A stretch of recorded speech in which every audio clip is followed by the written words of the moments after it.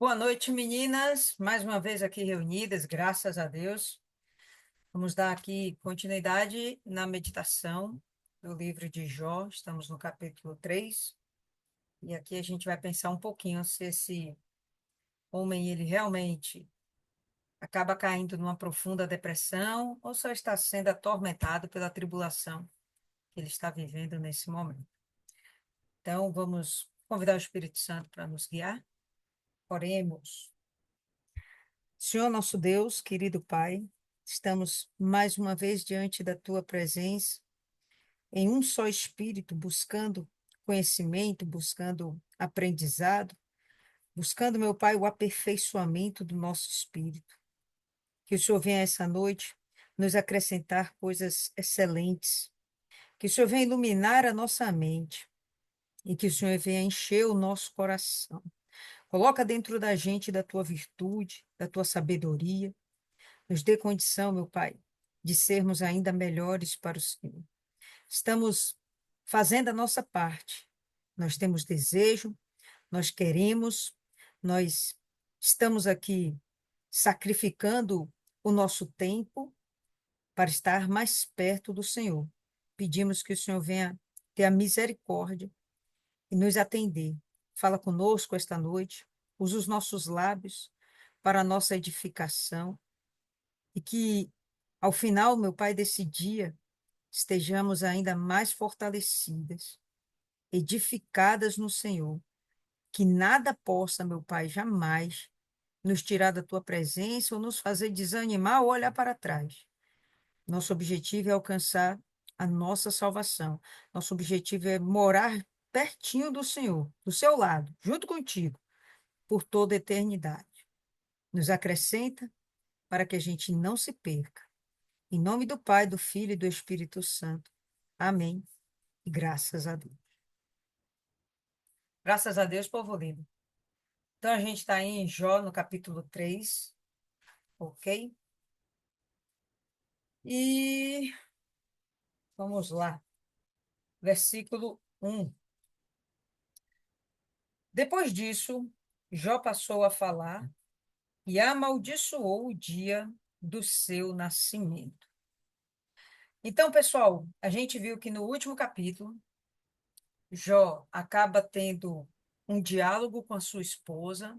Sua esposa fala algo para ele que é muito forte e que eu acredito que todas nós chegamos a um consenso de que ela fala aquilo porque ela também está atormentada, cheia de dores dentro da sua alma, dores no seu corpo, no seu físico, por ter tantas perdas em um espaço de tempo relativamente curto e de ver ali o seu marido, o que sobrou de toda a sua vida, está ali o seu marido em chagas, gemendo, e ela que meio impotente fala uma loucura, nós sabemos que foi realmente por uma pressão, por uma opressão na sua mente, né? Como a gente falaria num português bem baianês, o apertamento de mente da criatura. E os amigos de Jó se achegaram a ele, ficam lá só observando Jó, e se passam 7 dias, provavelmente longos e desesperadores, onde houve um silêncio entre os amigos de Jó e o próprio Jó. E ficou, no meu entender, retumbante lá na mente de Jó aquela pergunta da sua esposa. Se ainda guarda a sua integridade, amaldiçoa esse Deus e morre. Isso deve ter ficado lá ressoando dentro dele, ó, um tempo, 2 tempos, muito tempo. E esse é o momento onde a gente observa que ele agora vai desabafar, certo? E a primeira coisa que ele fala é assim: Jó disse: pereça o dia em que nasci, e a noite em que se disse foi concebido um homem. ele fica com tanta amargura, tanta dor dentro da sua alma, que ele chega ao nível de desejar que nunca tivesse nascido. E isso seria a mesma coisa que desejar a morte? A gente vai falar sobre isso. Mas ele aqui deseja que ele nunca tivesse nascido. Melhor seria para ele nunca ter nascido. E quando ele fala isso, ele diz que aquela noite em que se disse foi concebido um homem deveria não existir. E vamos lembrar, povo lindo, que estamos falando de uma geração e de uma cultura onde o filho homem era extremamente valorizado. Talvez realmente até mais valorizado que a mulher, a filha mulher.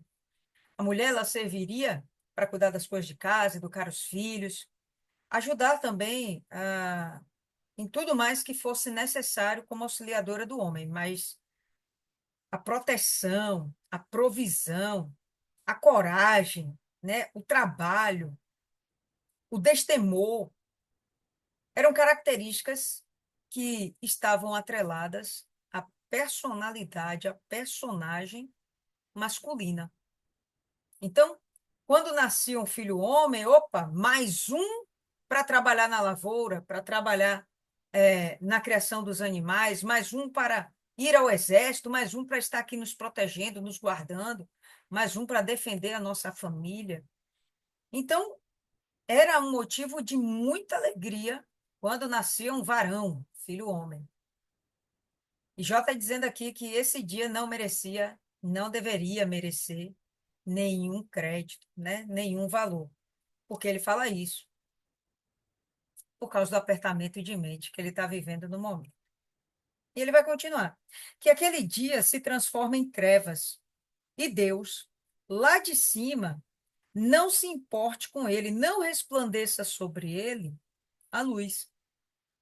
E ele fala como se Deus realmente tivesse o poder de olhar para trás e ver o dia em que Jó nasceu.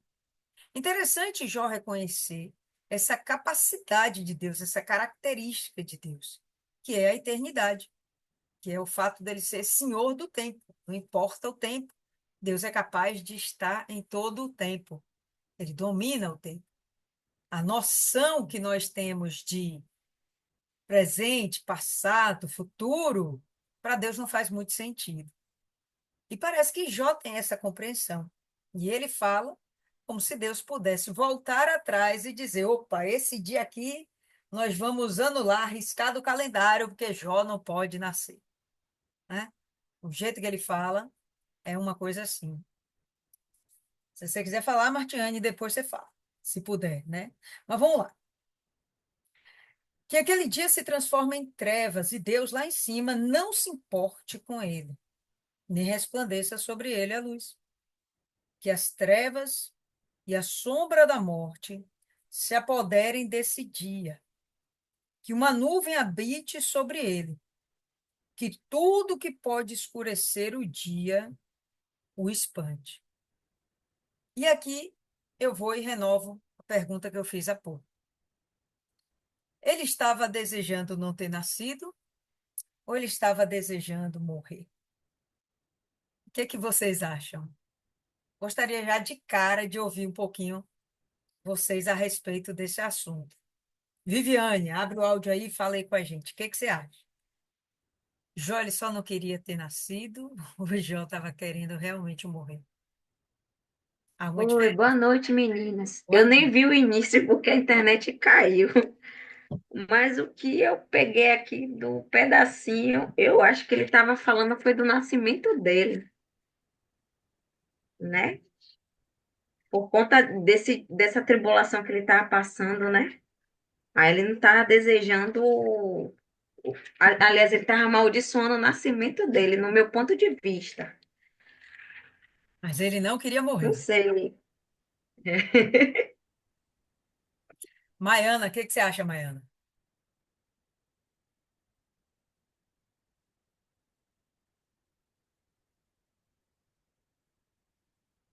Maiana?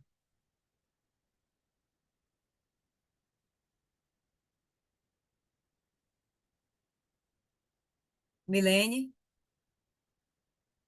o que você acha aí, Milene? Eu acho que ele amaldiçoou o dia que ele nasceu, porque a partir do sofrimento que ele estava passando, ele não entendia então por que ele nasceu, que se ele já tivesse morrido durante o nascimento, ainda bebê, digamos assim, teria muito mais sentido, digamos assim. Eu interpretei mais como se ele não visse sentido na vida dele diante daquele todo sofrimento, que era melhor ele ter nascido, ter morrido logo no nascimento. É como se a vida tivesse perdido o propósito. Ok. Então, até aqui vamos combinar que esse homem não está desejando a morte necessariamente, ok? Então vamos em frente. Verso 6. Aquela noite que dela se apoderem densas trevas, que ela não se alegre entre os dias do ano, que entre na conta, nem entre na conta dos meses, assim que seja estéril aquela noite, e dela sejam banidos os gritos de alegria. Então parece que realmente o dia do nascimento desse homem foi um motivo de festa. E a gente percebe aqui que ele está ficando ah, muito entristecido, vou usar esse termo, muito entristecido, justamente porque o início da vida dele foi repleto de coisas boas, de bons sentimentos. Os pais certamente o receberam muito felizes. Houve realmente um festejo pelo nascimento de Jó. E ele agora não entende por que que no passado eu tive tanta alegria, houve tanto motivo para riso para chegar a esse momento. E a gente vai perceber mais para o finalzinho do texto que o que incomoda Jó não é a desgraça dele, não é a miséria dele. É ele não entender por que que isso está acontecendo. Vamos lá para frente, olha lá. Sim, que seja estéril aquela noite, dela sejam banidos todos os gritos de alegria. Amaldiçoem-na aqueles que sabem amaldiçoar o dia e sabem instigar o Leviatã. Povo lindo, nesse momento, verso 8. Foi o verso que eu achei mais conflitante, mais estranho de todo esse diálogo que a gente está aqui. Porque, primeiro, em três versões que eu tenho aqui, as três versões colocam esse texto de forma diferente. Além da forma ser diferente, a gente ainda vai perceber uma coisa estranha. Parece que existiam pessoas específicas para fazer com que houvessem maldições, para proferir maldições sobre a vida das pessoas. Não parece isso? Amaldiçoem aqueles que sabem amaldiçoar o dia. Talvez ele estivesse falando aqui de feiticeiros, talvez ele estivesse falando aqui de profetas, sacerdotes, mas uma coisa é certa: parece que pessoas existiam só para amaldiçoar. Talvez pessoas invejosas, não sei. Mas você vê que ele conta com essas pessoas para que aquele dia não tivesse acontecido, né? Amaldiçoe aqueles que sabem amaldiçoar o dia e sabem instigar o Leviatã. Em outra versão, vou ler aqui para vocês, ó. Amaldiçoe aqueles que sabem amaldiçoar o dia e sabem excitar o monstro marinho. Em outra versão, eu vou ter assim, cadê? Amaldiçoe aqueles que amaldiçoam o dia e que estão prontos para levantar o seu pranto. Eu fui procurar para saber ah, o que realmente estaria mais próximo do original, mas eu não consegui saber, pessoal, se era monstro marinho, se era aqueles que sabiam levantar prantos, né? Se era realmente o Leviatã, mas seja como for, é um verso extremamente esquisito, né? E que aponta para uma coisa muito estranha. para pessoas que tinham coragem suficiente para enfrentar monstros, né? Você desafiar, excitar, incitar um monstro, e há quem diga que esse Leviatã seria um dinossauro, e há razões para a gente até acreditar nisso. Mais para frente a gente vai estudar sobre, né? Então, um monstro, pessoa que tem coragem para enfrentar um monstro, pessoas perversas o suficiente para não terem o menor medo de perderem a própria vida. Que essas pessoas se reunissem, se juntassem para amaldiçoar a noite em que Jó nasceu. Estranho, né? Mas enfim. Lembrando que esse diálogo é colocado aqui, mas na verdade, no texto original, isso aqui é como se fosse uma poesia. É como se fosse, né, uma dissertação. Então, de uma forma poética. Então, o autor que escreveu isso aqui tem uma certa liberdade para criar analogias para falar a respeito de uma dor extrema, tá bom? Escureçam-se as estrelas no seu alvorecer, que a noite espere a luz, e a luz não venha, que não veja o despontar da alvorada, pois não fechou as portas do ventre da minha mãe, nem escondeu dos meus olhos o sofrimento. E aqui ele vai posicionando. Caramba, eu tive uma vida muito feliz, eu fui esperado, eu fui amado, eu fui desejado, eu fui esperado. Mas, contudo, todavia, entretanto, eu estou aqui agora sofrendo, parecendo que eu estou desamparado e completamente só. Minha esposa falou tais palavras há uns dias atrás. Foi a última conversa que eu tive com alguém. Essas palavras ainda estão aqui dentro do meu coração, perturbando a minha mente. Meus amigos estão aqui diante de mim. O meu sofrimento se tornou notório em todo o mundo daquele tempo. Ele era uma referência de um homem rico e poderoso. Com certeza, todo mundo sabia quem era Jó. O sofrimento dele se tornou notícia internacional, ao ponto de seus amigos mais distantes de onde eles podiam estar virem para consolá-lo, para estar lá com ele, né? Então, a vergonha dele se tornou internacional. E os amigos estavam lá diante dele, tão compadecidos com o sofrimento de Jó, que eles não eram capazes nem de abrir a boca para falar nada. Porque há momentos em que a gente fala alguma coisa até piora. E momentos de dor são momentos onde a gente não tem normalmente muita sabedoria para consolar. Às vezes a gente quer falar uma palavra, né, de força, de consolo, e o que a gente faz é piorar a situação da pessoa. Então, há momentos em que realmente ficar calado é a melhor opção.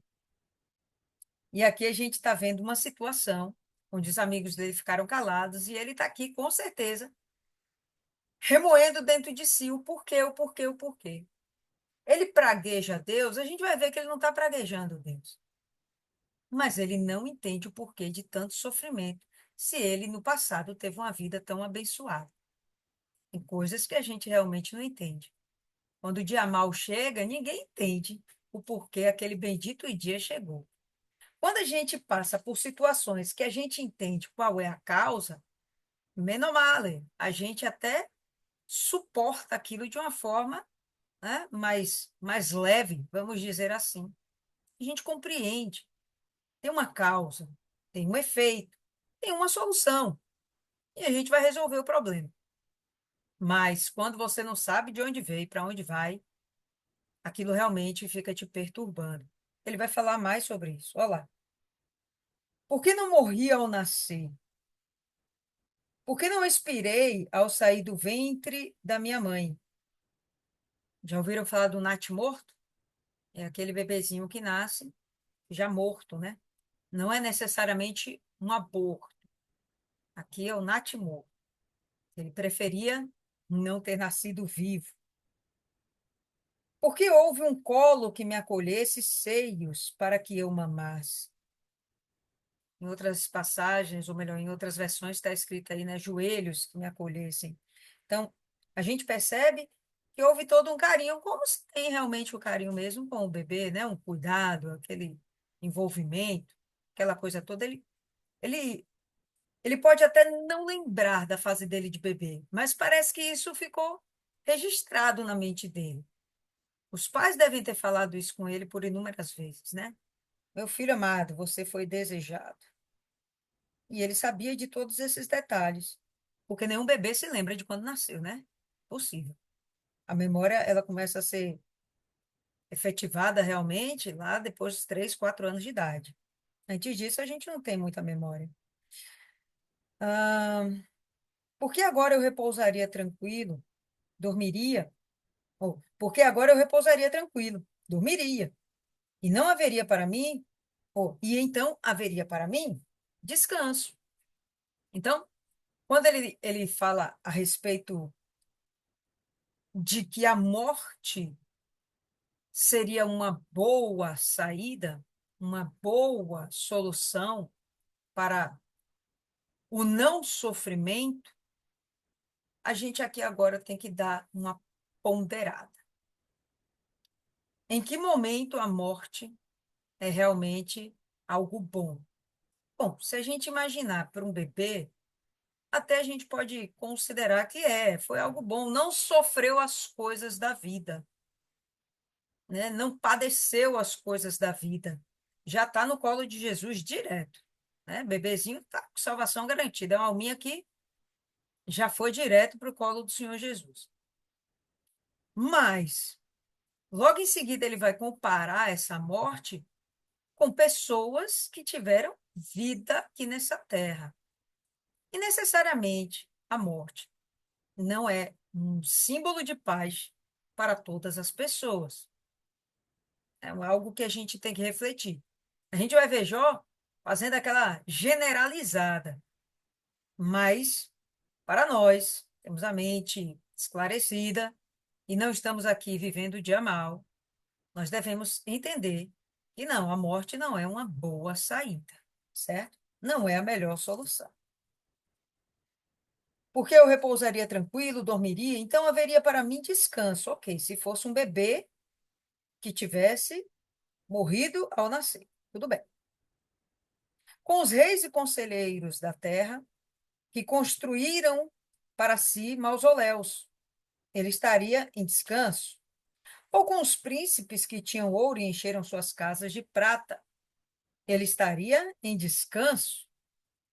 Ou como aborto oculto, eu não existiria, como crianças que nunca viram a luz. Ali os maus cessam de perturbar, e ali repousam os cansados. Ali os presos juntamente repousam e não ouvem a voz do capataz. Ali está tanto o pequeno como o grande, e o servo fica livre do seu senhor. Então, aparentemente, a morte é uma libertação. Mas a gente sabe, povo lindo, que não é bem assim. A morte para o bebê, ok. A morte para o justo, maravilha, vai direto para isso. Mas a morte para o ímpio, não, não é assim. A gente sabe que são momentos de sofrimentos eternos, momentos até meio tolo eu falar dessa forma, né? São tempos de sofrimento eterno. E aqui eu gostaria que a gente abrisse algumas passagens da Bíblia. Abra em Atos, no capítulo 2.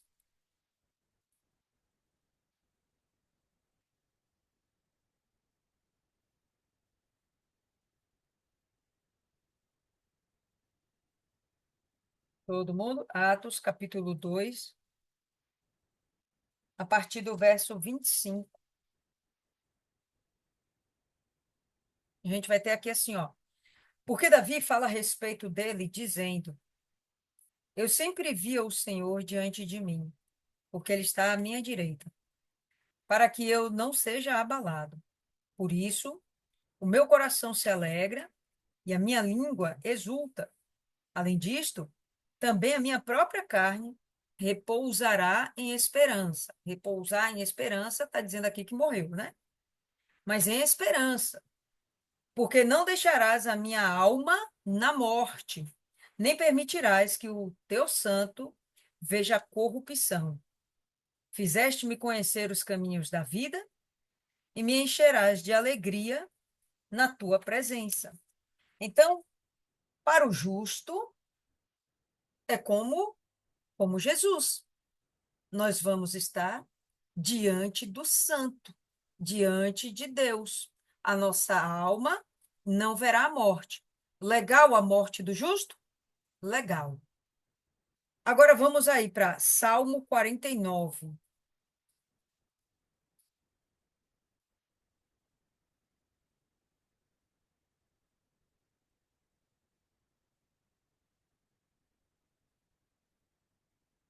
Todo mundo já? Salmo 49, no verso 13. Aí olha só como é que está aqui. Tal proceder é tolice deles, mas os seus seguidores aplaudem o que eles dizem. Como ovelhas, são postos na sepultura. A morte é o seu pastor. Eles descem diretamente para a cova, onde a sua formosura se consome. O mundo dos mortos é o lugar que habitam.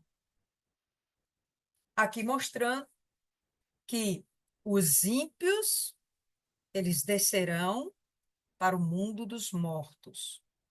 Mas aquele que é justo, a gente já viu, que subirá para habitar com Deus.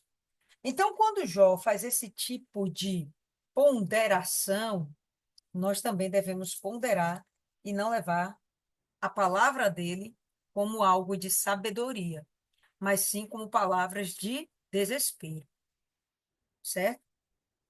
Coisas assim desse tipo, se a pessoa estiver também perturbada, ela pode começar a achar que o suicídio é uma saída ou algo, né, para se pensar como uma solução. E não é. A gente sabe que, muito pelo contrário, suicídio é um autoassassinato. O assassinato, ele é condenado por Deus. A palavra fala que os assassinos não herdarão o reino dos céus. Então, aquele que se autoassassina vai dar no mesmo, não faz muito sentido. Aquele que despreza a vida não tem direito a ter vida eterna. Não faz nenhum sentido. Tá? Então, quando ele pondera a respeito dessas coisas, ele começa falando sobre que era melhor ele não ter nascido. Mas necessariamente ele não está defendendo o suicídio. Ele não está defendendo a morte como uma saída. Ele preferia não ter nascido para não ter sofrido, certo? Mas ele não está aqui desejando realmente que ele morra, certo? E aí ele vai continuar. Por que se concede luz ao miserável e vida aos de coração amargurado? Para ele não faz sentido que o miserável continue vivendo. O que falarmos para as pessoas hoje que estão em condição de miséria extrema, pobreza extrema, dores extremas, ah, as pessoas que estão no seu fim da vida, no sentido de estarem desenganadas pela medicina. A gente vai encontrar corações assim, por conta de seus problemas. Mulheres que foram abandonadas pelos seus maridos, filhos que foram abandonados pelos seus pais, pessoas que perderam seu ente querido, amado, do nada, sem uma justificativa, sem uma razão plausível, pessoas que passam por injustiça. Então, pensamentos como os de Jó pode até passar pela cabeça. De um cristão, de um adorador a Deus? Pode, né, pessoal? Pode. A gente está vendo aqui um adorador do Senhor passando por um momento de dor extrema, onde a mente fica perturbada. Pode? Pode. Agora, pode ficar nessa conversa? Não, não pode.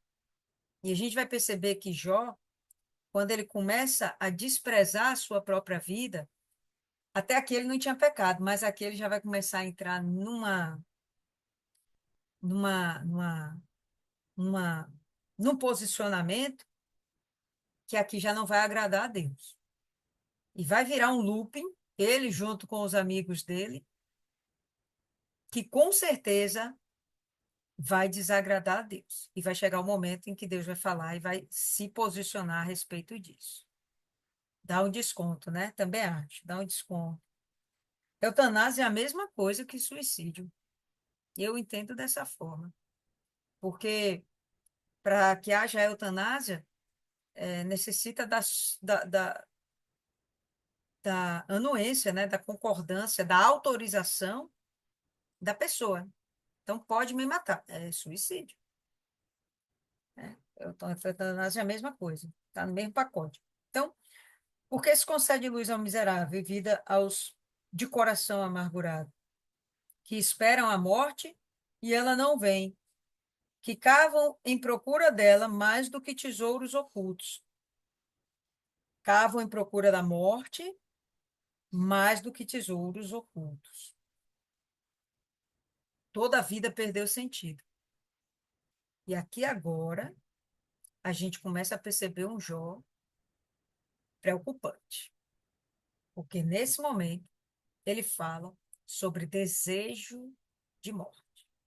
Até aqui ele preferia não ter nascido, mas ele sabe que não dá para voltar no tempo e não nascer. E agora ele começa a falar de uma forma como se ele desejasse a morte.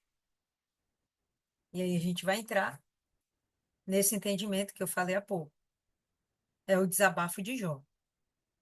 E na hora do desabafo a gente pode falar muita besteira. E que depois a gente mesmo se arrepende e pensa, pô, não devia ter falado isso, né?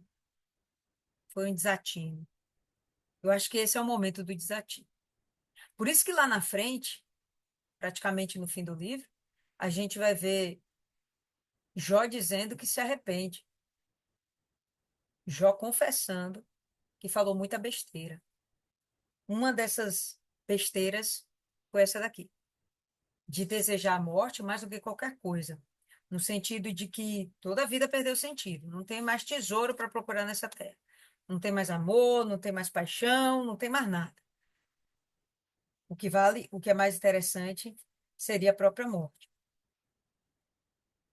Que esperam a morte, ela não vem, que cavam em procura dela, mas do que tesouros ocultos, que se alegrariam por um túmulo e exultariam se achassem uma sepultura. Por que dar vida para essas pessoas, se elas de verdade estão procurando a morte?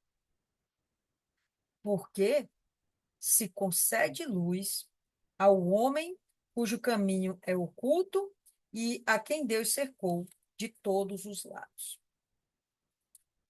Aqui nesse momento é que eu percebo que ele está buscando uma resposta para o seu sofrimento. É nesse verso aqui. Por que conceder luz ao homem cujo caminho é oculto, né? Porque fazer nascer um homem e sendo que ele não sabe qual, como será a vida dele, como será o futuro dele. E ainda sendo que esse homem foi protegido e guardado por Deus. Por que se concede vida a ele, sendo que no final ele vai sofrer? Porque tudo apontava para que a vida dele continuasse feliz. Nasceu numa família bem constituída, foi amado, constituiu sua própria família, teve bens, posses, tudo mais, adorava a Deus, era um sacerdote do Senhor, não havia nele pecado, cara perfeito, perfeito. Então, como entender tanta dor, tanto sofrimento, tanta perturbação e tão rápido? Isso é o que perturba ele. Não compreender o porquê. Se ele tivesse nascido na miséria, e permanecesse na miséria, ok, faz sentido. Nasci assim, vou morrer assim, ok. Para o ser humano, não tem nada de absurdo. Mas você ter tudo e você depois não ter nada, para Jó isso foi terrível. Você não ter tudo, ou você ter tudo e depois você não ter nada por causa de um erro seu, falta de administração, né? Porque você dissolveu sua família, você acabou vivendo dissolutamente, gastou dinheiro com jogos. Hoje, né? Tá a modinha, esses aplicativos, bet, sei lá das quantas, né? Jogos de aposta, tigrinho, né? Você acabar com o seu dinheiro por causa de atitudes irresponsáveis, por causa de você, tudo bem, é compreensível. Você vai ficar triste, vai ficar zangado, mas tem uma razão. Mas quando não tem uma razão, aí isso aí te deixa realmente perturbado. Eu já tive momentos de ficar assim, de passar por situações na minha vida e não entender por que que eu estava vivendo aquilo. Porque não eram escolhas minhas.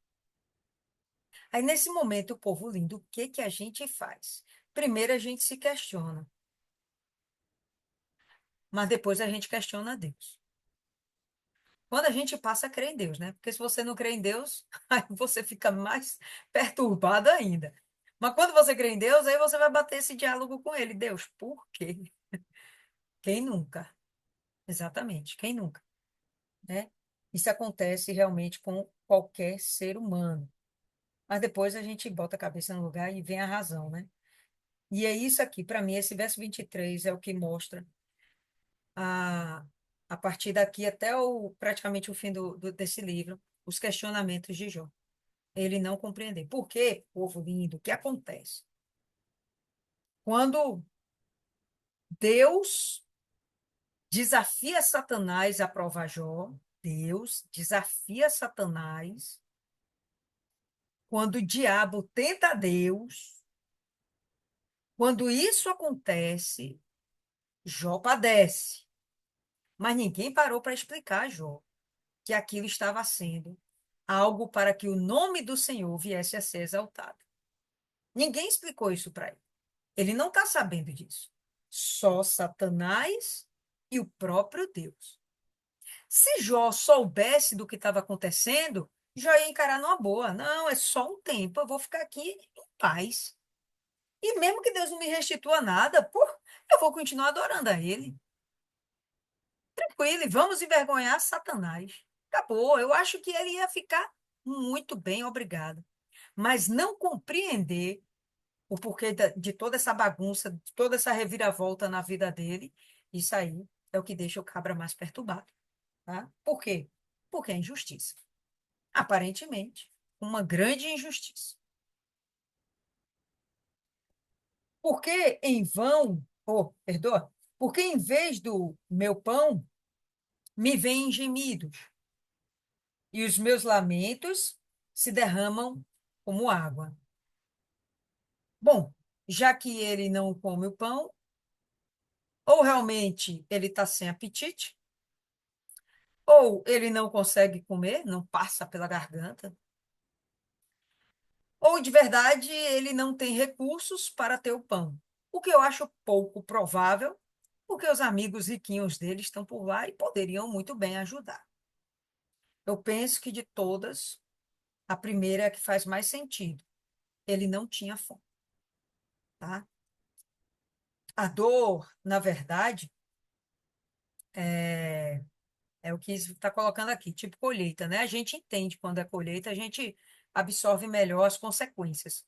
Mas quando não é colheita, caramba, é perturbador, tá certo? Então, aqui, nesse caso, a gente percebe Jó sem apetite. Eu entendo que ele está sem apetite.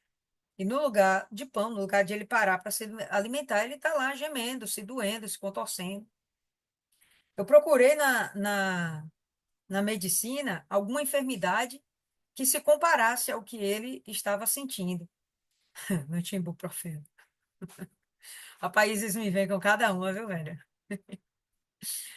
É provável também, ele não conseguia dormir, certamente, não conseguia, até pelas dores. Não tinha morfina para aplacar a dor. Eu procurei na medicina alguma doença, né, que se comparasse a essa dor toda que ele estava sentindo, mas de verdade, não achei nada comparável, tá certo? Conversando com algumas pessoas, não tem uma doença tão desgracenta assim, que consuma a pessoa dessa forma, como a Bíblia descreve, não como a Bíblia descreve. E que ainda ele tivesse alguma capacidade de raciocínio, de suportar aquilo, né? De permanecer ali. Não sei, foi realmente uma chaga maligna, né? Assim que falam, uma úlcera maligna, uma enfermidade maligna. Foi algo realmente do inferno para o corpo dele. E tá lá ele se lascando todo na vida, né? Chorando, se contorcendo de dor, os seus lamentos se derramam como água, muito fácil de entender que ele está falando de choro, né? De lágrimas, de pranto, e extremamente entristecido. E logo em seguida ele vai e fala assim: aquilo que temo me sobrevém, ou aquilo que eu mais temia me sobreveio, e o que receio me acontece. É um verso que a gente conhece muito bem, aquilo que eu mais temia me sobreveio. E nesse momento aqui me levou a questionar por que que Jó falaria isso? Ah, o que que ele realmente temia que sobreveio a ele?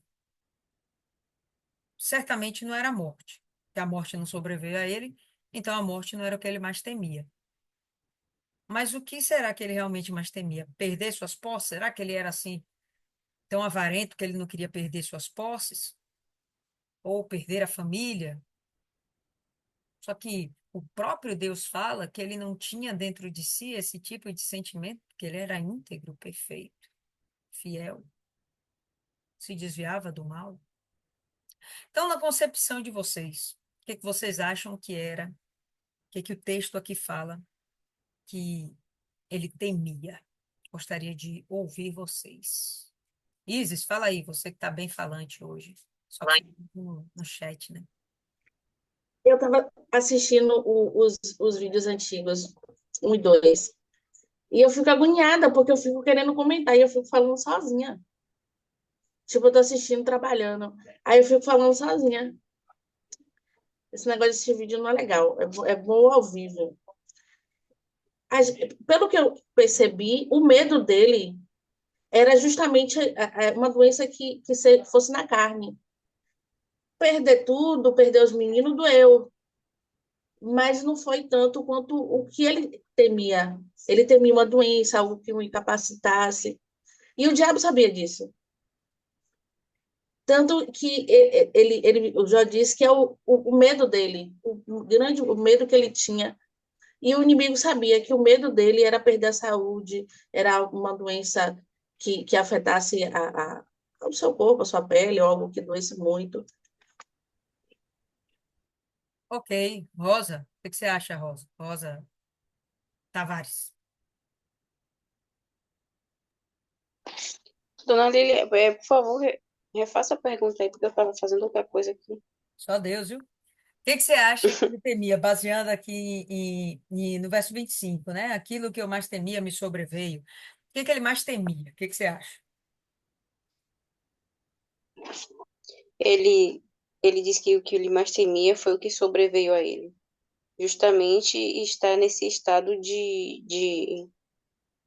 como é que eu chamo? Esse estado deplorável, né? Que era um homem, assim, ele tinha riqueza, tinha família, todo mundo sabe, né, que pessoas não duram para sempre, que do pó vimos, ao pó retornaremos. As pessoas sabem que casamento, uma hora, ou o marido vai partir, ou a esposa vai partir, o filho vai partir, então. Servos nos deixam, né? No caso, nos deixam não, que eu não tenho servo nenhum. Empregados se despedem, né? Empregados morrem, empregados traiçoam seus patrões, até aí tudo bem, são coisas da vida. Agora, o que ele temia, foi o que sobreveio a ele, foi estar nesse estado deplorável de doença, de enfermidade, de, de vergonha e dor, porque assim, ele era um homem independente, era um homem rico, um homem que dominava no assunto empresas, ele estava bem, ele estava. Se ele perdesse meia dúzia de gado, se ele perdesse sei lá, um terreno aqui e ali, ele, com certeza, a experiência que ele tinha, sabia que fazia parte, né? De, dessas coisas de negociar, tá? Horas está em cima, horas tem uma crise, até aí tudo que ele conhecia que podia dominar, tudo bem. Mas assim, ficar dessa maneira, né, doente, praticamente inválido e cair em desgraça, né, o principal da vida dele, né, que era a família, né, e ficar assim,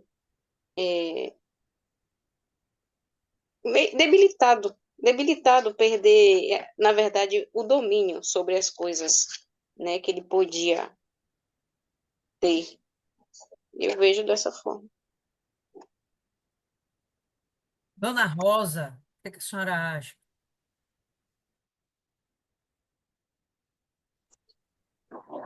Bom, o que eu entendi dessa pergunta que a senhora fez foi, em relação a Jó, eu acho que o maior medo de Jó era perder a proteção de Deus.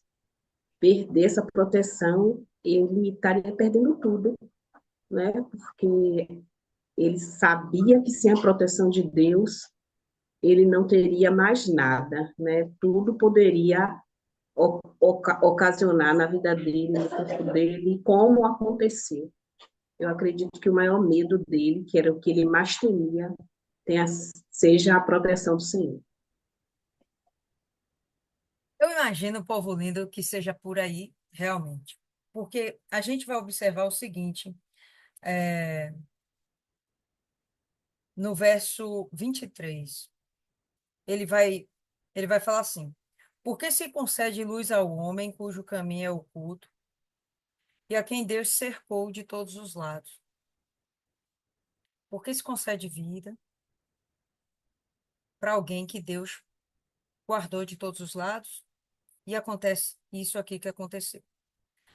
Então, daqui em diante, aí ele vai começar a falar sobre essas coisas e ele vai culminar com esse pensamento, né? Aquilo que eu mais temia sobreveio. E eu penso que é por aí mesmo. Ele perder essa proteção de Deus. E na cabeça dele poderia ser isso já como uma perturbação, porque de verdade ele não perdeu a proteção de Deus. De verdade ele não perdeu. Mas no entendimento dele, ele poderia estar pensando isso. Deus me deu, Deus tomou, né? Deus me deu, Deus tomou. Então, Deus tirou a sua mão de sobre mim.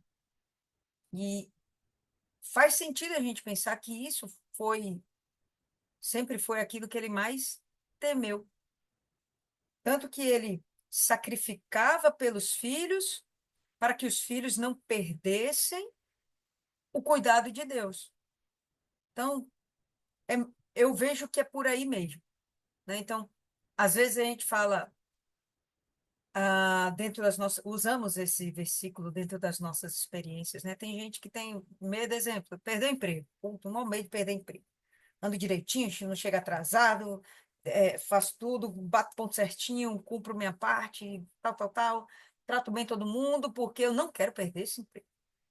E a pessoa vai e perde. Puxa, aquilo que eu mais temia me sobreveio. É como se aquilo que você fosse mais apegada, aquilo ali te perturbasse, né? A ausência daquilo. E, enfim, acaba que você perde. A gente usa muito dessa forma esse verso. Mas ele está apontando para a perda da sua proteção de Deus.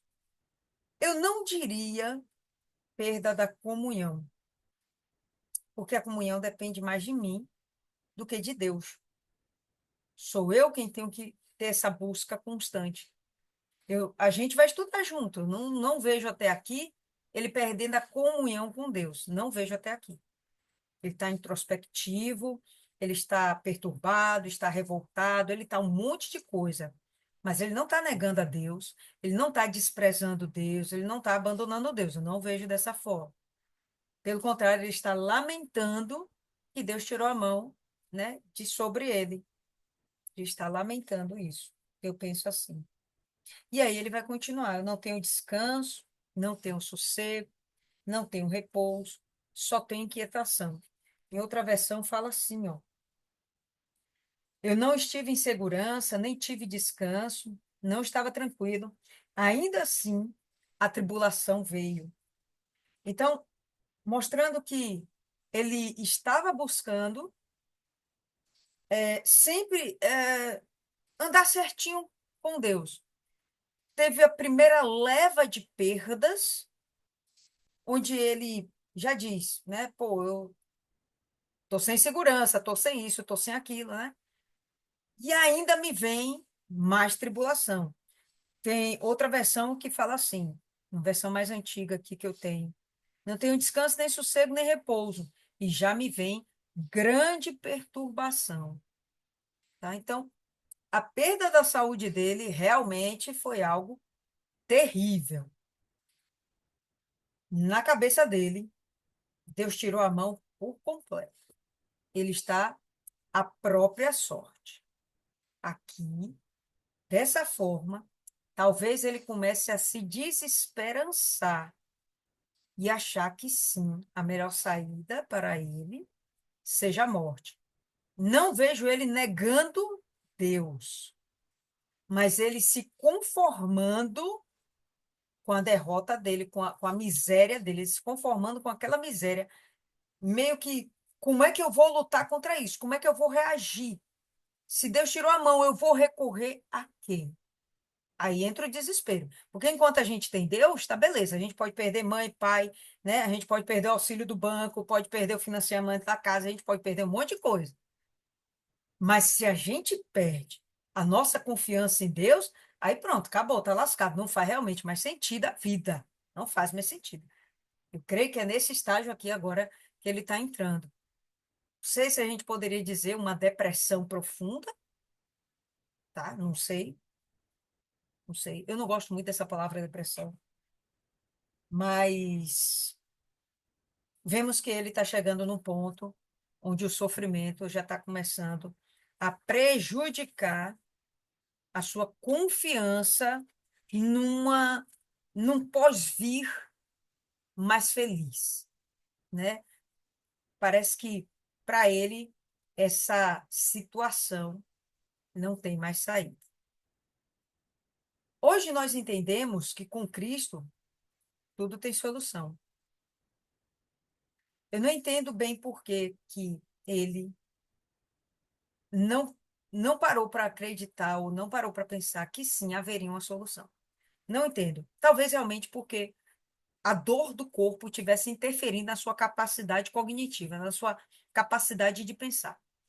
Porque, pensa só, se quando ele estava lá, cuidando dos filhos, né, no sentido de oferecendo sacrifício a Deus pelos filhos, então, se os filhos tivessem feito alguma coisa, Deus ia voltar atrás e ia desculpá-los, poupá-los, perdoá-los.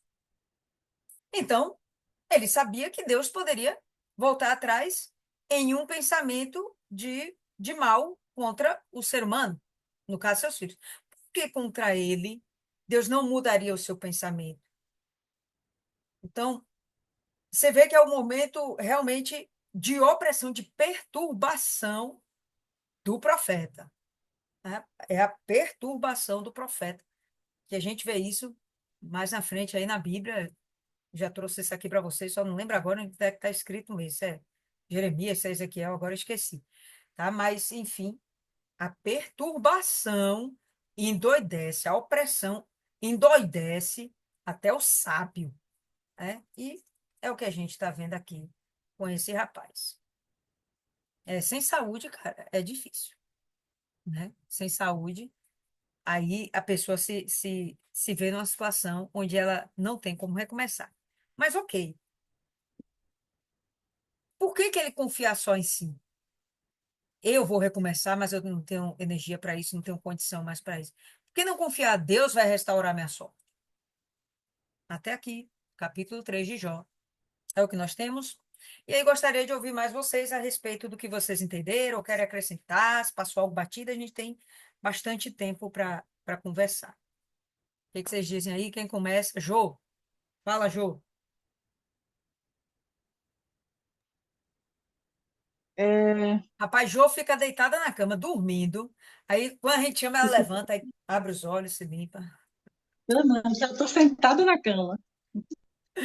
É assim, ó, eu acho que Jó tinha medo, assim, mas eu acho que o conflito maior dele foi o conflito interior, porque o exterior estava todo destruído, que perdeu casa, perdeu carro, ou perdeu tudo, né? Perdeu a saúde, mas aí fica as interrogações no interior dele, né? Porque foi muita perda, muito sofrimento. Então ele tinha aquele conflito no interior dele. Porque por mais que ele tinha a fé, estava confiante na fé, mas tem o inimigo, bota aquelas dúvidas, bota aquelas. Ah, você perdeu tudo. Sabe? Tem a mão do inimigo, sabe? E assim, ele se perguntava, eu acho que ele tinha um conflito aí interior, porque por mais que a gente passa por tribulações, né? A gente passa por tribulações, mas o conflito maior que nós temos é com nós mesmos, é no nosso interior, né? Então, eu acho que ele passou por esse conflito. Para ele superar tudo que ele passou, para ele estar firme, para ele estar. Porque assim, ó, a gente está bem, a gente está bem em saúde. E o mundo está caindo, né? Mas você está bem. Mas porque a pior coisa do mundo é você não ter saúde. Que ele se vê sem saúde, já perdeu tudo, está sem saúde, eu acho que isso cria um conflito interior. Dá o desânimo, a pessoa entra, se não tiver um espírito forte, entra em depressão. E ele superou tudo isso, né? Porque eu creio assim que foi um conflito interior muito forte com ele mesmo, sabe? Que deve ter vindo várias perguntas, vários questionamentos, por que aconteceu, por que está acontecendo isso, o que eu fiz de errado, sei lá, eu acho que teve esse conflito. É Com isso. certeza. Eu concordo contigo.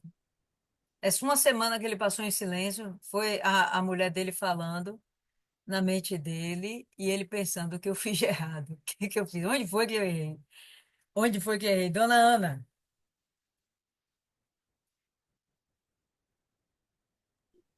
Boa noite. Opa.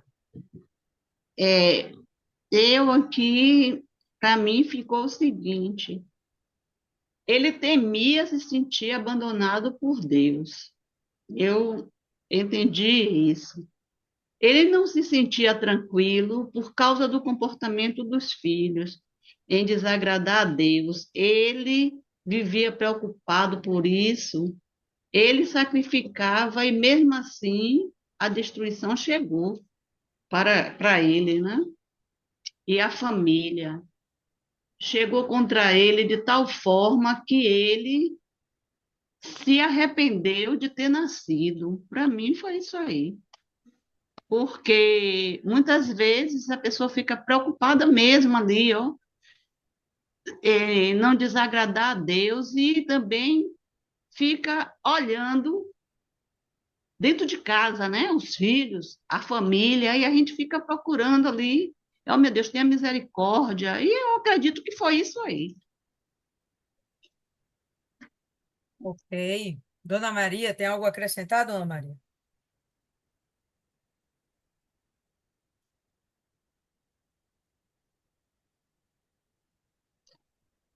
Dona Maria? Dona Maria dormiu.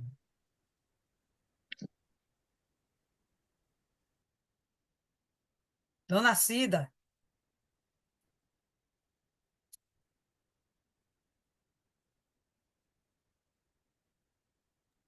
aproveita. Vai, fala aí, Dona Cida.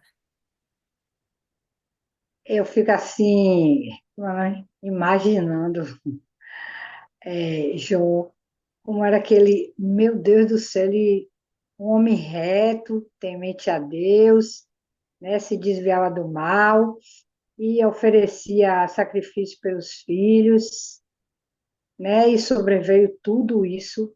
em Jó. Eu fico assim pensando, que eu me transporto, né, nessas coisas que passam assim nas novelas, né? Eu fico assim meditando, pensando. Eu mesmo faço, né, no meio do ano, e eu estava falando com a dona Ana, sempre fiz e não sabia que Jó, né, fazia isso. Dava oferta pelos filhos dele.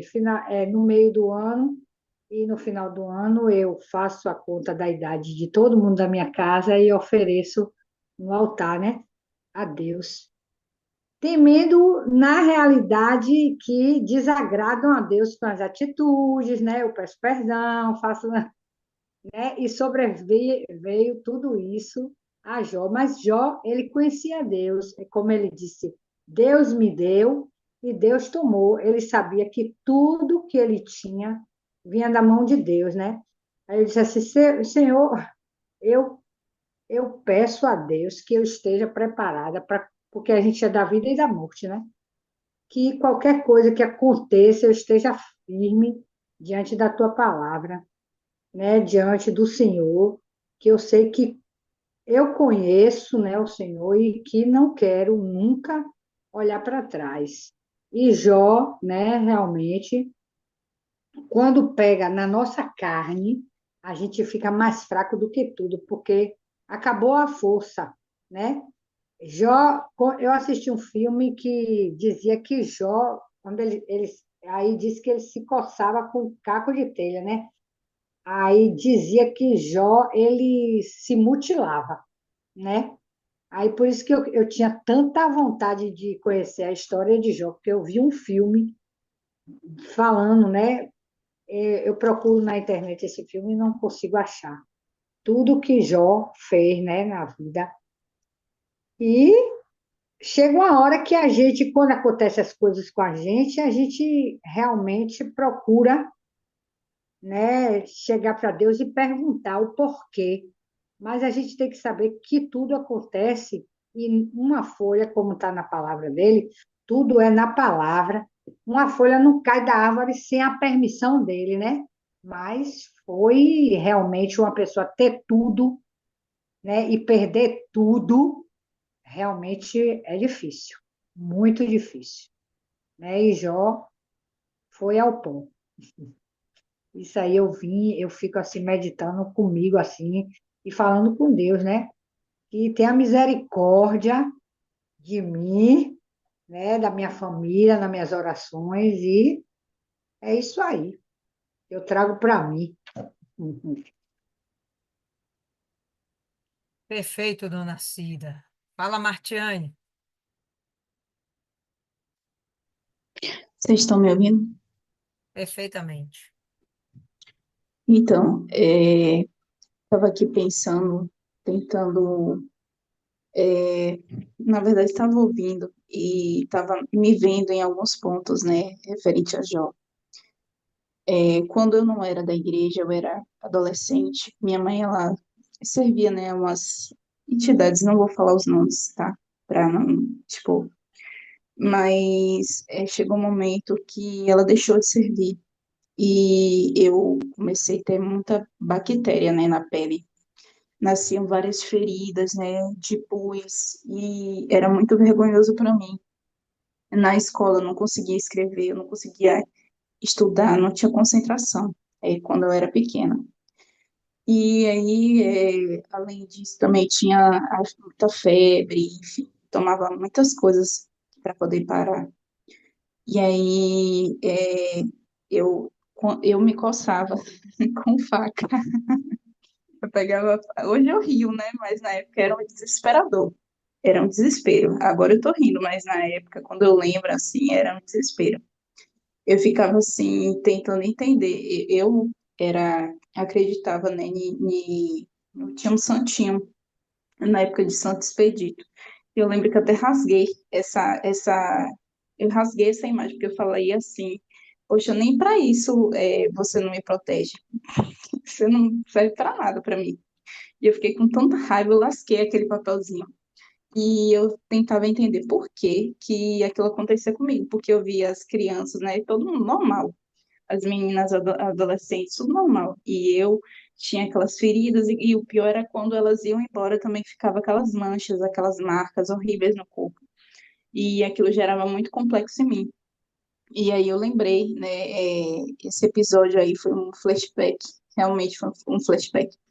Mas voltando ao que realmente me interessa, é que, assim, eu vejo que Jó, ele tinha medo de perder o controle da situação, o controle da vida dele. Porque quando a Bíblia fala que ele era um homem íntegro, reto, temente a Deus e se desviava do mal, a gente imagina um homem perfeito, um homem justo. Então, ele tinha o controle da justiça com ele tinha o controle do temor, ele tinha o controle de tudo. Ele queria ter o controle também sobre os filhos dele, e os filhos deles erravam, ele ia lá, sacrificava por eles. Até que um dia ele acordou e se viu sem o controle. É como se tudo que ele tivesse segurado nas mãos tivesse escorrido por entre os dedos dele. Então ele entrou em desespero. Eu acredito que Deus ele permitiu essa situação mais porque para que Jó não viesse se perder, porque se ele se considerasse, se demorasse, eu acho que se demorasse mais um pouco, ele nessa perfeição que ele estava, ele com certeza ele ia se perder. Porque ele ia olhar, ele ia dizer, nossa, eu sou perfeito demais. Nossa, eu tenho tudo. Nossa, eu faço isso pelos meus filhos. Eu acho que se demorasse um pouco mais, ele iria sim se perder, né? E a gente tira também outros exemplos na Bíblia, Sansão também, né, se perdeu. Ele se achava um tal, tipo, ele não chegava a dizer isso, mas a gente viu que dentro dele ele tinha esse orgulho dentro dele. Quando ele caiu com Dalila, Dalila ficava ali insistindo, insistindo, fala onde é que está a sua força, e ele sem dizer, e ele inventava uma história, e até que um dia ele foi e falou, e ele caiu. E, assim, olhando assim a situação, a gente percebe, meditando no livro de Jó, que ele estava literalmente, eu posso imaginar que a vida dele estava inteira na cinza. Acho que se a gente imaginar o pior mendigo, um mendigo, sabe, fedorento, sujo, enfim, ali eu acho que pode imaginar o retrato de Jó, né? Só que existe uma diferença, que dentro de Jó estava a fé. Dentro de Jó tinha o temor a Deus, ainda tinha tudo que Deus encontrou quando olhou para a terra e viu Jó, estava dentro dele ainda, mesmo apesar de toda a situação, de toda a circunstância. Do lado de fora, ele podia estar quebrado, podia estar sem nada, mas dentro dele, ele estava ali na fé, né? E isso é muito forte, porque eu imagino, eu acredito que Jó, ele estava, assim, em estágio depressivo. Eu imagino que ele estava em estágio depressivo, porque ele, a depressão, na verdade, ela vem quando a pessoa, ela perde aquilo que ela mais ama. A gente vê, quando as pessoas, elas estão em depressão, é porque elas perderam o controle de tudo. Elas não tinham o controle nas mãos de Deus, da vida dela, elas não entregaram a Deus o controle das coisas, e aí, de repente, foram perdendo tudo e perderam esse controle e ficaram, sabe, em parafuso, entraram em parafuso. É, eu acredito que Jó, ele chegou num estágio realmente de, de depressivo. É. E o que eu queria acrescentar é isso, que, na verdade, é muito fácil a gente dizer eu sou de Deus, eu sou da fé, eu sou nascido de Deus, sabe? Até que chega um dia em que a gente é confrontado. A gente é confrontado, Deus permite uma situação, Deus permite uma circunstância, e ali a gente vê se realmente a gente estava na fé, se a gente realmente era batizado com o Espírito Santo, se a gente realmente era nascido de Deus, ou se a gente estava se enganando, se iludindo, ou se a gente estava querendo mostrar para as pessoas uma coisa que a gente não era, ou se a gente estava na hipocrisia, na religiosidade, enfim.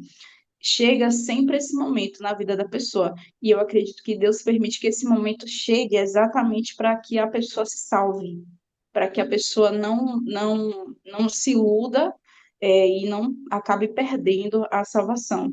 Porque se está escrito que todas as coisas cooperam para o bem daqueles que amam Deus, isso significa literalmente todas, não são só as coisas boas, são as coisas ruins também, são os conflitos, são os problemas, são as lutas, são as dificuldades. E Deus vai permitir tudo isso para que no final o objetivo principal, que é a salvação, ele venha a se cumprir, né? Porque também está escrito que aquele que começou a boa obra é fiel e justo para completar. Então, não importa o que aconteça durante o caminho. Pode ser uma pessoa que esteja há 20 anos na igreja, que se dizia ser batizada com o Espírito Santo, passou por uma situação, um momento em que ali ela viu que ela não era, ali foi Deus que permitiu para salvar aquela pessoa, porque ele não queria que ela morresse dentro da igreja enganada e fosse para o inferno.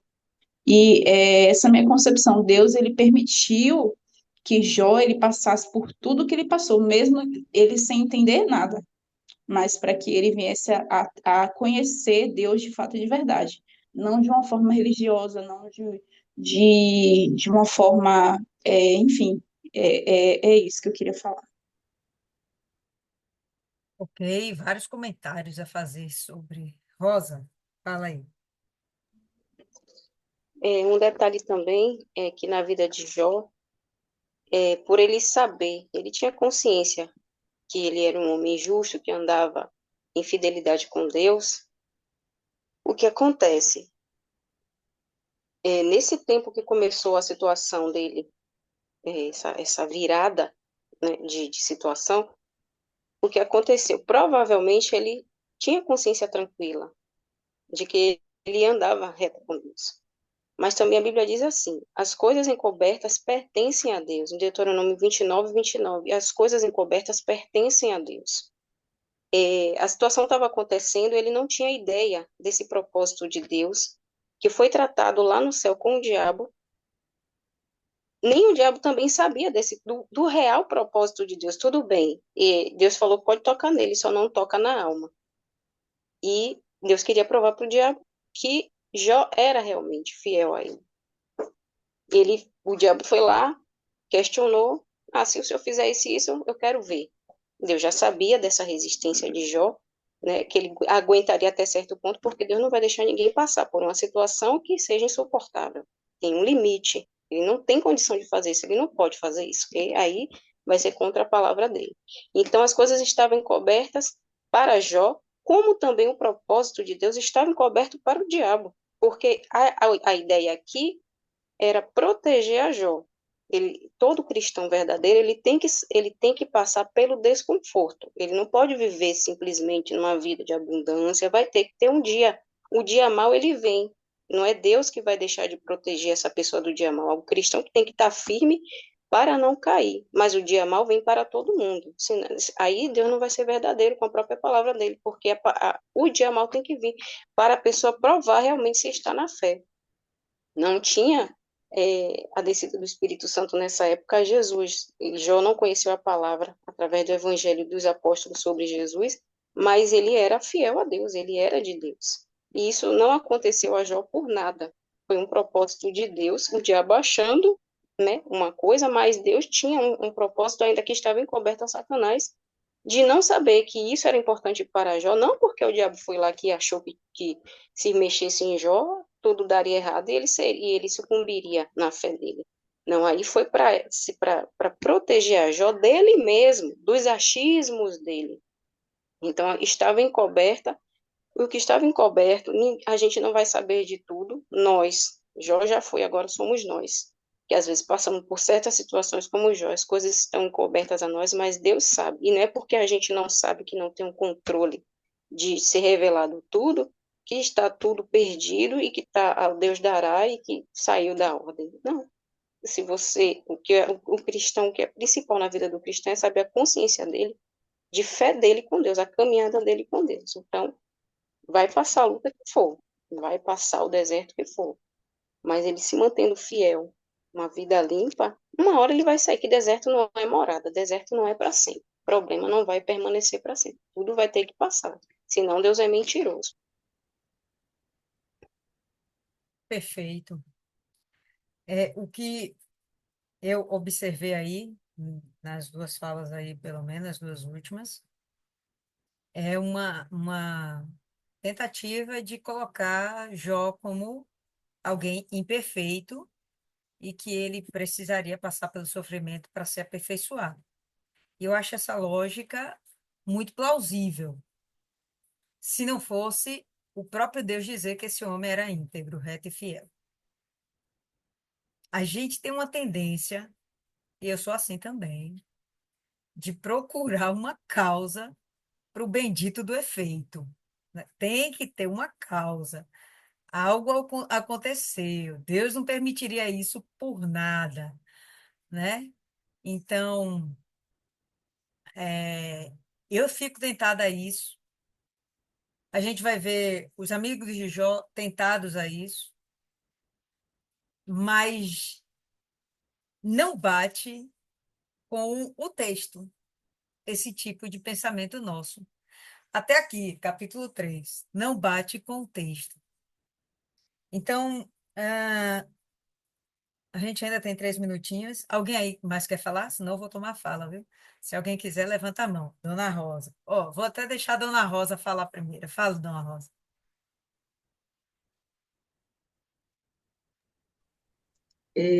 Bom, eu falei para vocês que o que eu achei, né, que Jó tinha muito medo de perder a proteção de Deus. O diabo, ele é astuto, né? Ele tocou na saúde de Jó, que é algo que desequilibra a gente muito, né? E ele perdeu, além de ele perder tudo, ele perdeu a saúde. Então ele estava sentindo na carne. E mesmo Jó sendo espiritual, mesmo Jó sendo aquele homem que temia, que era reto com Deus em todos os sentidos, mas estava tocando na carne dele. Então ele estava sentindo, era algo que ele sentia. Então não, eu acredito que às vezes nos dias de hoje, nos dias atuais, né, a gente vive vários tipos de tribulações, são provações de Deus, mas Deus não precisava provar Jó, porque ele já conhecia. Mas ele teve a necessidade de, acredito, não com Deus, mas provar para Jó mesmo o quanto ele era querido e amado por Deus, mesmo tendo vindo toda essa tribulação, toda essa agonia, mas Deus estava ali. Deus não deixou tocar na alma dele, né? E tanto é que no final de tudo isso, Jó, ele recebe tudo de volta em dobro, e aí ele vê o significado desse amor tão grande e por que que tudo isso aconteceu com ele. Bom, eu lembro uma fase da minha vida em que aconteceu comigo, eu estava num momento bom da minha vida e que eu sempre fiz a obra de Deus e todos os lugares que eu trabalhava eu evangelizava e eu continuava evangelizando, fazendo as coisas, obedecendo a palavra tal, e de repente eu fiquei desempregada. E aí fiquei desempregada, minha vida ficou atribulada, foi tantas coisas que aconteceu, e uma coisa ficou cravada na minha, na minha lembrança, foi que eu tinha um cachorro e um gato. E aí eu perdi meu gatinho uma semana, né? A gente tentou salvar ele, mas a gente não conseguiu. E quando foi 15 dias depois, eu perdi o meu cachorro. E aí eu entendo os porquês de Jó, porque esses porquês também veio para mim. Porque eu disse, meu Deus, o que é que eu estou fazendo de errado? Onde eu estou errando? O que está acontecendo que eu estou numa fase que eu estou só perdendo, perdendo, perdendo. E é algo que a gente fica se questionando. E aí eu me coloquei lá naquele lugar de Jó. Perdeu tudo, perdeu o filho, perdeu tudo na vida dele e estava perdendo a saúde. Perdeu a saúde, na realidade, né? Então, para pensar, para naquele momento ele parar para pensar, é muito difícil. Entra um desequilíbrio, né? A pessoa fica emocionalmente abalada e ele desejar a morte, porque ele já não suportava mais. Mas Deus aguentou ali, fez com que ele aguentasse todo esse sofrimento para que chegasse no final ele pudesse entender todo o propósito de Deus para com ele. E eu acredito nisso. E nós vamos passar por todas essas tribulações, todas essas provações que não vamos entender o porquê. Vamos nos perguntar, vamos perguntar a Deus por quê, o porquê, mas no final a gente vai entender porquê de tudo isso. Para alguns vão ser transformações, para outros vai ser força, para outros vai ser crescimento, para outros é o amor de Deus. E é isso que eu entendi. Beleza, dona. Fala, Isis. Isis quer fazer vigília mesmo, vá. Eu estou em cólicas. Adivinha? Eu aprendi na Universal e aprendi com o pastor Marcelo, eu lembro dele, que a gente não tem que se perguntar o porquê, e sim o para quê. Porque a gente sabe que o dia mal vai vir para todo mundo. Eu não tenho coragem de perguntar, questionar Deus. Why? Por quê? Porque eu sei que ele vai me dizer, Willy, tem certeza? que você quer saber? Você sabe. E fazendo essa análise, eu acho que é essa análise que ele está fazendo, se perguntando o porquê, não contra Deus. A gente vê que em momento nenhum ele se questiona contra Deus. E eu entendo esse momento dele. É muito fácil conjecturar sobre a vida de Jó, mas ninguém está na carne dele. A Bíblia diz que, viu, dona Cidinha, que ele se coçava com caco de telha. Ele aguentou 7 dias, os amigos dele vieram visitá-lo, a gente precisa ter amigos, que nem os amigos de Jó. E ele ficou 7 dias suportando calado. Ele não reclamou contra Deus, não reclamou contra ninguém, a mulher ali perturbando, mas ele não reclamou 7 dias caladinho. Se aguentar 7 dias, eu não aguentaria, não. Já tava, meu Deus, socorro, help. Me dá ibuprofeno, né? Me dá alguma coisa para passar essa dor. Me leva no médico. Ele aguentou 7 dias, cara. E eu entendo esse momento, como qual é o nome dele? O profeta, aquele que morava na caverna. Ele também passou por esse momento de desespero. E eu me questionei por que essa história está na Bíblia. Porque ela nos ensina, ela nos anima e ela nos ajuda a evangelizar. Quantas vezes a gente já falou de Jó para as pessoas? E a palavra dele se renova todos os dias. Não sei que dia foi, teve uma pregação na igreja, que o pastor perguntou, pode uma pessoa temente a Deus, uma pessoa justa, fiel a Deus, ser tocada pelo inimigo? Todo mundo diz não. E a gente vê na Bíblia, vê na passagem de Jó, que pode sim. Tanto que o tocou. Mesmo sem ele ter pecado, mesmo sem ter nenhuma uma motivação, tocou. E pode tocar qualquer um, nega. Qualquer um. E a gente, quando está evangelizando, a gente vai ver pessoas em situações, não digo piores, que acho que o dele é o extremo, mas pessoas em situações lastimáveis, que diz assim, porque o meu câncer, tem gente que fala assim, não, porque o meu câncer é isso, o meu câncer já está com metástases, o meu câncer é incurável. Tomou para si, abraçou o problema e está conformado. Crê em Deus, crê em Jesus, crê que vai ser salvo, mas não usa a fé. Eu acho que principalmente a nossa denominação nos dá ferramentas para usar a fé. Tem gente que está doente e aceita. Tem gente que está passando fome e aceita. Porque não? Segue essa lógica do karma aí, né? Que é do hinduísmo, que é do espiritismo. Não, é para me aperfeiçoar. É uma prova mesmo, para para Deus, para você, Deus ter certeza não que ele sabe de todas as coisas, mas até para você experimentar a sua fé. Poxa, eu creio em Deus, eu vou para a igreja todo dia, mas será que minha fé está avivada mesmo? Será que eu tô só ali mais um? O momento da prova é esse momento de você aperfeiçoar a sua fé, de você ter mais comunhão com Deus. E eu passei por um momento difícil essa semana, mas eu sabia, o Espírito Santo não deixei de enganar, eu sabia por quê. E ele falou comigo, não aconteceu com a pessoa próxima, mas eu entendi que eu sou o nome? Sou sacerdote da minha casa.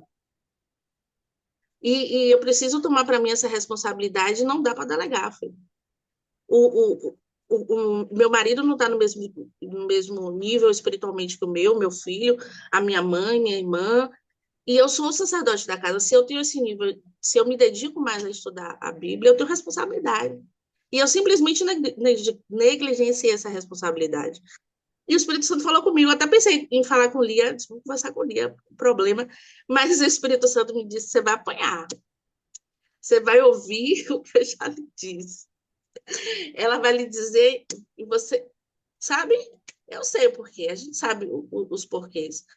Mas são situações que muita gente vai passar, que a gente vai encontrar pessoas que estão nessa situação, e a gente hoje, entendendo, vai dizer: olha, se volta para Deus, esse é o momento, essa é a oportunidade, esse momento de dor, de sofrimento, de algo que você acha que é insuperável, é o momento de você voltar para quem pode te curar, para quem tem o poder de resolver o seu problema. Bora tomar essa guerra, bora orar, bora jejuar, bora usar as ferramentas que a gente aprendeu. Isso. Então, várias coisas. Vocês vão falando aí, estou anotando aqui tudo. Não sei se a gente vai ter esse tempo todo. Algumas semanas atrás. Vamos lá. Primeiro, o que Dona Cida comentou, né, a respeito do filme, ainda bem que a senhora não achou mais esse filme, porque o filme defender que Jó se mutilava também já é demais. O bichinho estava se coçando. Daí, se mutilar é você se agredir, né, uma autoagressão.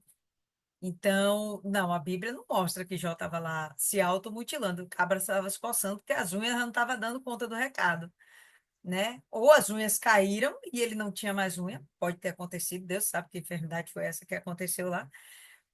Ou realmente a extensão era tanta que era mais fácil você se coçar com algo maior, né? Como Martiane aí falou que se coçava com a faca. Mas, enfim, eu acho que definitivamente, eu acho não, eu tenho certeza, ele não se mutilava, né? Aí eu acho que o filme pecou. Bom, agora, ponderações a respeito aí do que Martiane falou, do que Rosas falaram. Essa questão de realmente Jó ser provado por causa de alguma falha dele, alguma imperfeição nele, não me parece plausível até aqui. Eu posso até mudar, até o capítulo 42 a gente pode mudar, e eu posso mudar de opinião. Mas até aqui não faz sentido. Teve um momento que Martiane falou assim, ó, Jó tinha medo de perder o controle da vida dele. Bom, se você tem esse receio de perder o controle da sua vida, me parece, é a minha lógica, é a minha, né? Está falando besteira, mas se eu tenho medo de perder o controle aqui, é porque eu duvido que Deus esteja no controle. E aí, para mim, me parece que a gente vai jogando em Jó pecado, de ele, de ele, de repente, não confiar na proteção de Deus e ficar dependendo das suas próprias capacidades. Mas aí, mais uma vez, o testemunho do próprio Deus não bate com essa linha de raciocínio. Porque de cara ali a gente apontava para incredulidade, né? Não, não confio que Deus vai tomar conta de tudo, eu tenho aqui que resolver minha parada. Não faz sentido. Tanto que ele confiava em Deus que se os meninos errassem, ele nem sabia lá se os meninos tinham errado ou não. Se os meninos erraram, ó Deus, eu confio que diante da minha fé, diante do meu propósito com o Senhor vai dar um jeito lá, porque a minha mão não alcança eles para protegê-los e livrá-los do Senhor. Mas a minha fé pode movê-lo em favor de meus filhos. Então, o que mostra é muito o contrário. Ele confiava, sim, em Deus, todas as coisas, e não tinha essa necessidade de apego, de controle da sua própria vida, da sua família e tudo mais. E por que isso faz diferença a gente pensar, né? Se realmente ele estava preocupado em controlar a própria vida ou não. Se a gente começa a acreditar que havia nele esse pecado, então a gente não tem jeito, a gente vai ter que dizer que a Bíblia mentiu. A gente vai ter que dizer que Deus mentiu. A gente vai ter que fazer alguma coisa aí. A perturbação de Jó era porque ele não via sentido, povo. Ele não via sentido em estar passando por aquilo, por isso a perturbação dele. Então, vamos pensar friamente, tirando as nossas emoções e os nossos achismos, não os achismos de Jó, mas os nossos.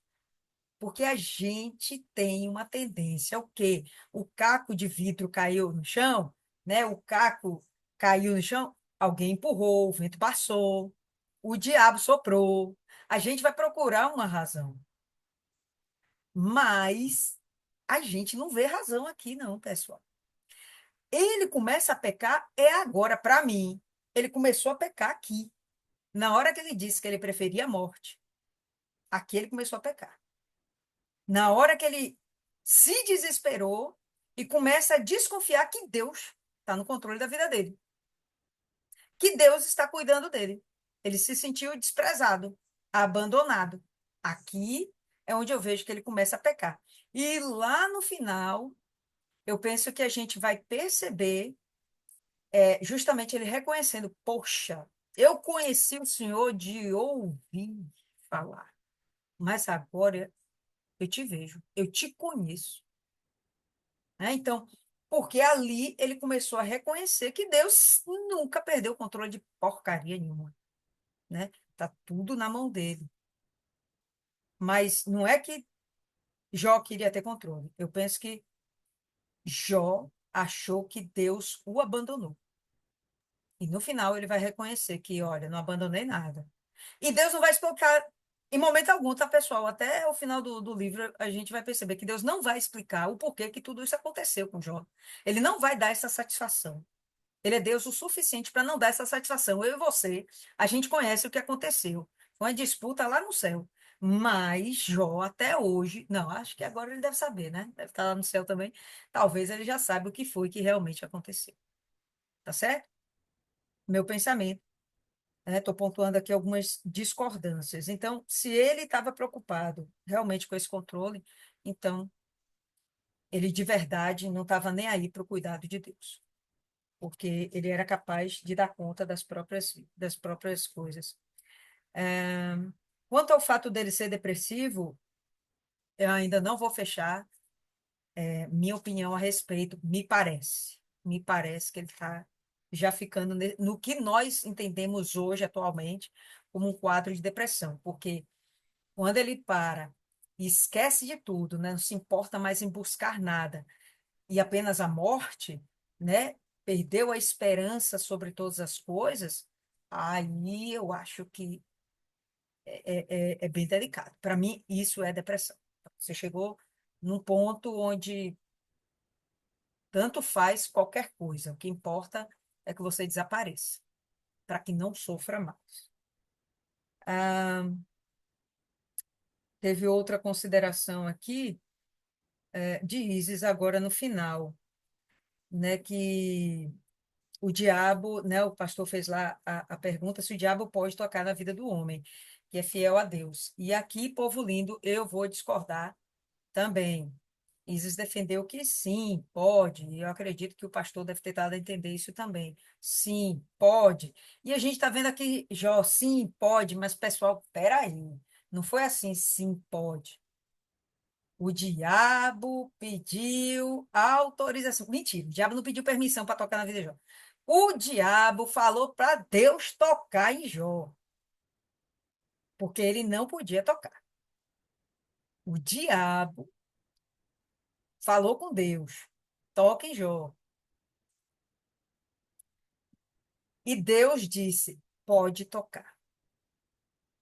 Então, quando a gente vai lá em 1 João, capítulo 5, verso 18, eu deixei aqui marcado e agora já saí dele, mas vou abrir aqui, se vocês quiserem, vocês abrem. 1 João 5,18, que fala assim, ó, sabemos que todo aquele que é nascido de Deus não vive em pecado, apontando para que o pecado é a causa de muitos males. Não, mas quem tem o Espírito Santo não vive em pecado. Quem é nascido de Deus não vive em pecado. Porque quem é nascido de Deus guarda a si mesmo. Não vai ficar pecando. Vai se autoproteger, espiritualmente falando. E o maligno, com letra maiúscula, apontando para Satanás, não pode tocar nele. Não pode. Aí a gente pode pensar, não, mas e se houver novamente aquele conflito no céu e usar o nome Lília? Está repreendido, meu pai. Né? E Deus quiser provar Lília e liberar, aí tudo bem. Mas não tenham em mente, por favor, que o diabo tem liberdade sobre a sua vida. Não tem. A não ser que você não seja nascido de Deus, porque o não nascido de Deus vive sim em pecado. Ponto final. Não, eu sou nascido de Deus, eu não vivo mais em pecado. Então, caso caiu para Satanás, ele não pode me tocar. Ah, se Deus permitir, aí é outra história, né? Mas se aconteceu, foi porque realmente houve uma permissão de Deus. Ah, foi Deus quem colocou a doença, a enfermidade. Aí também a gente vai ponderar. A gente vê que o que aconteceu com Jó foi o diabo que fez, sob comando de Deus. Mas a criatividade da desgraça foi o próprio diabo que inventou para afetar a vida de Jó, tá certo? Então, não foi Deus que planejou o mal, que maquinou o mal, porque Deus não é mal. Deus é perfeito, ele é bom, ele é amor, ele é luz. Ele só reage com o mal quando o ser humano já encheu o saco demais. E quem vai fazer o mal não é Deus. É um anjo, é alguém, é um mensageiro, mas ele mesmo não tem esse tipo de prática. Tá bom? Então, essas ponderações aí eu gostaria de falar. E vamos tirar da nossa cabeça de que Jó, ele pecou. Até aqui ele não estava pecando, não. Aí ele começou a pecar agora. Agora, daqui para diante, a gente tem aí um monte de diálogo, entendeu? Para a gente falar um pouco mais a esse respeito. Povo lindo, a gente já extravasou aqui um pouquinho o horário. Tenho certeza que vocês gostariam de falar algo mais, mas o tempo não nos permite, ainda que Isis queira fazer uma vigília. Amanhã tem um monte de gente que vai trabalhar, mas ela vai ficar dormindo até tarde. Por isso que ela está assim, de boa. Então, vamos fazer o seguinte. Dona Meire aí, seja bem-vinda. Dona Meire entrou aqui no finalzinho. Só pôde agora, né, Dona Meire? Mas Deus está vendo todas as coisas. Por favor, pessoal, vamos fazer o seguinte. Quem é que eu vou eleger aqui para orar? Milene, faz um tempão que Milene não ora. Ora aí, Milene. Vamos encerrar aqui nossa meditação por hoje. E a gente se reencontra, sabe, em nome de Jesus, que tudo dê certo.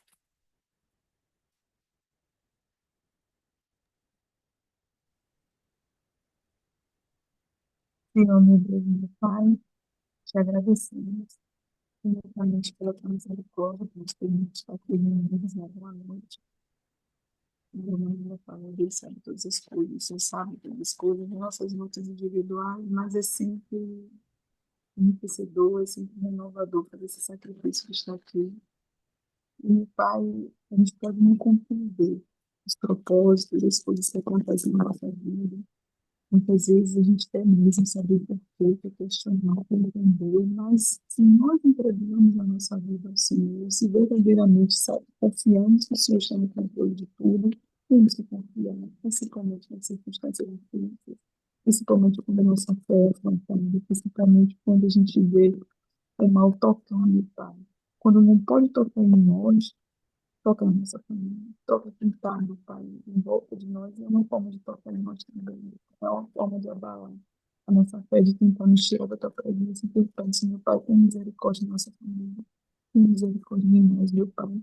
Possamos não ser como Jó, que o Senhor pôde apresentar Satanás como um testemunho de um homem íntegro, de um homem reto. Podemos não ter esse testemunho, meu Pai, mas que a gente tenha uma fé, meu Deus, que sustente a gente para mesmo na situação, meu Pai, que a gente deu brecha, mesmo na situação, meu Pai, que nós vacilamos, a gente possa retornar para o Senhor, que a gente possa se arrepender, meu Pai, que lugar de arrependimento possa ser encontrado em nós e em nossos familiares, meu Deus. Eu peço, Senhor, meu Pai, que seja assim conosco, que nos dê sabedoria, meu Pai, para levar a tua palavra, para viver a tua palavra, para que verdadeiramente, Senhor, a gente possa, mesmo sem que a gente abra a nossa boca, mas com o nosso comportamento, com o nosso, meu Deus, essa atitude, a gente possa, meu Deus, ganhar a nossa família, a gente possa ganhar mais almas para o Senhor, meu Deus.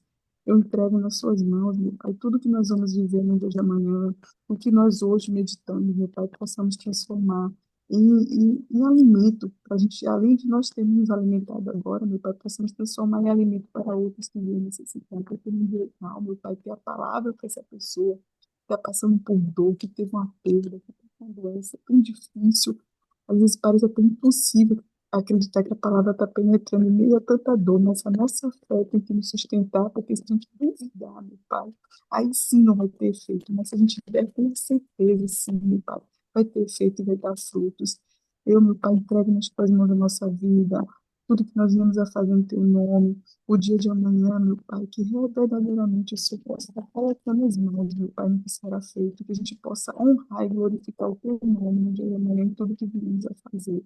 É que eu te peço, te agradeço, nos dê um deitar renovador, que a gente tenha uma boa noite de sono, pode, meu Pai, fortalecida, para mais um dia de batalha, sempre na tua presença. Em nome do Pai, do Filho e do Espírito Santo. Amém. Graças a Deus. Amém, pessoal. Então é isso aí. Amei estar com vocês hoje. Espero estar com vocês novamente sábado. E até aqui, tenham todas uma boa noite. Deus abençoe.